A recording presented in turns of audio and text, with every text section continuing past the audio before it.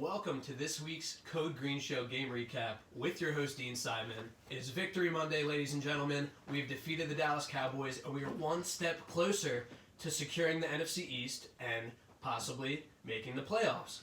Now, the reason why I say possibly is because the game does come down to our next week's game versus the New York Giants. And what I mean by that is we need to be consistent. We need to not only have much confidence because we won this game, but bring that same level of intensity to next week's game versus the New York Giants, because every division game is a battle, and we can't expect to play how we played versus the Dolphins and some of the other lesser teams in the NFL and expect to win the NFC East. Now, this game was very close in the first quarter. Jake Elliott was able to get us on the board with a 36-yard field goal, then followed by a Dallas Goedert touchdown. Kai Forbath had a pair of field goals, and we found ourselves up 10-6 going into halftime. Now, when Miles Sanders was able to get in the end zone after a 10-play, 80-yard drive and a 1-yard touchdown, man, I felt really confident with this team. The defense stepped up, Miles Sanders played great in the absence of Jordan Howard, and Carson Wentz had himself a good game, which I will get into next. Now, Kai Forbath was only able to generate points for this Cowboys team, and that's a huge testament to our defense and how well and how devised our offense was. You could see we were methodical up the field, we were able to make great plays, and we were taking what the defense was giving to us. Now, if we go to the Eagles specifically, Carson Wentz did very well. He completed 77% of his passes. He was 31 for 40 to be exact, threw for 319 yards and a touchdown. Miles Sanders had 20 carries, 79 yards, and a touchdown as well. And as mentioned, Dallas Goedert had a very good day, did score a touchdown, 9 receptions, 91 yards, and a touchdown. Now, what does this say about our offense? We could step up in the face of adversity. Miles Sanders, like I said, is stepping up huge. Boston Scott is doing his thing, getting the limited amount of carries that he's getting. And Carson Wentz is making the most out of his wide receiver situation. Now, we weren't really expecting too much from our wide receivers per se, but we were expecting a consistent performance from Zach Ertz, which we are used to seeing every week. Now, Dallas Goedert stepping up was amazing, and it's something that we needed.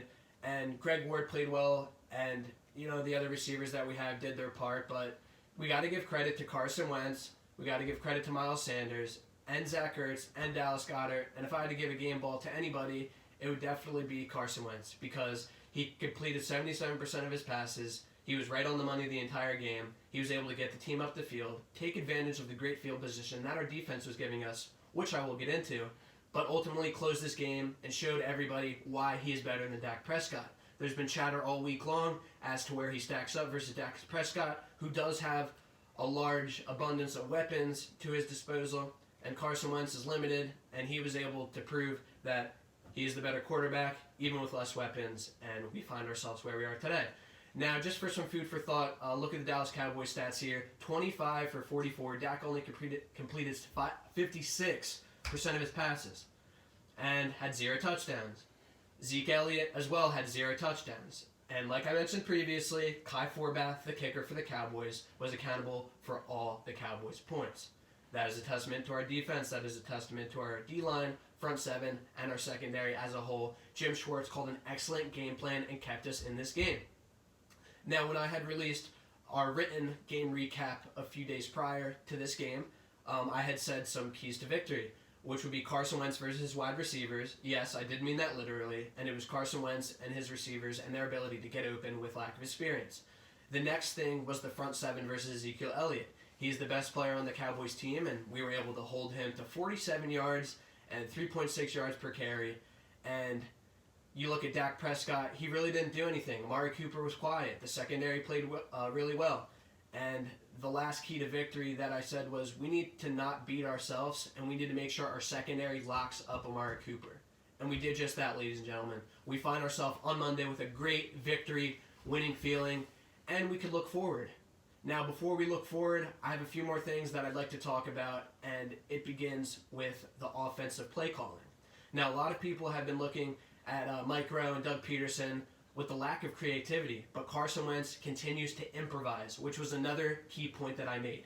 Carson improvising with his lack of weapons, and boy did he do that, and we are all very happy as Eagles fans on this Monday afternoon, and I'm really excited to play the New York Giants next week. Now, as you guys remember, a few short weeks ago, we did take the New York Giants to overtime.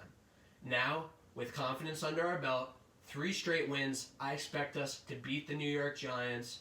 Even with Daniel Jones, that doesn't really worry me. Saquon Barkley will always be a threat and will be for the next coming years. And if we play our brand of football, and if Carson Wentz continues to make plays and our defense continues to step up, I could see ourselves being NFC champs crowned next week. Now, we will be the 4th seed to my knowledge, and we would square up against a team like the Minnesota Vikings, just to give you guys an estimate, but I really like what I'm seeing with this team. Lack of resources, lack of weapons, I'm going to say it time and time again. Carson Wentz is our franchise quarterback, and he is making plays. Jim Schwartz, a tremendous amount of credit to you. Our secondary and our front 7 looks like they have been during our Super Bowl run. And I got to give you a lot of credit because of that, and a lot of people were saying Jim Schwartz might be out of a job at the end of the season, but complimentary football wins football games, and that is why we won this game 17-9. Now, I had predicted 31-21, which is a 10-point difference, but this game actually came down to 8 points, so it was right on what I expected, and the Eagles did what they needed to do, took care of business, and I will look forward to talking to you guys next week when the Eagles square off against the New York Giants. Bring the intensity, bring the heat, fly Eagles fly, EAGLES, and let's win the NFC East and make a very nice playoff run.